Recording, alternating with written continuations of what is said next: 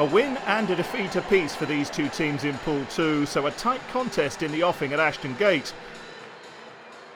Irish made the first significant score at the end of the first quarter. After good pressure from the forwards, a break down the wing led to an offload close to the line, which scrum half Caelan Englefield gratefully accepted. Any momentum Irish hoped to build was quickly stalled by a yellow card for lock Ruan Botha for a deliberate knock-on. And against 14 men, Bristol quickly capitalised.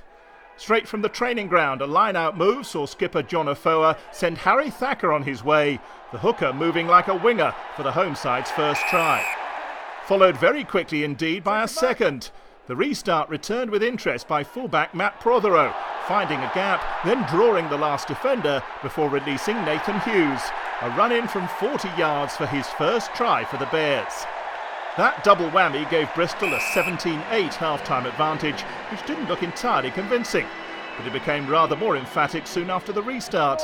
An impressive burst of offloading by the Bears, with Joe Joyce and Afoa among the players involved. The final pair of hands belonged to scrum half Andy Urin, who scored under the posts. Irish responded well, with a spell of pressure that eventually led to a score for replacement Ben Loader, stepping off his wing to power over. After that, the visitors began to dominate up front, and it wasn't long before they found a way through Bristol's creaking defence. Once again, it was Loader who went through the gap, and his eye-catching display had put the outcome back in the balance. 27-22 after Stephen Myler's conversion, and a tight finish beckoned. But Bristol edged towards victory with the bonus point try 5 minutes from time. Hughes and Harry Randall helping Prothero to the try his performance merited. And once he'd got one, he embellished a man-of-the-match display with a superb second. Scorching speed from deep inside Bristol territory, and job done for the home side. Eden completed a 100% return from the tee, but one last act of defiance from Irish with the clock in the red.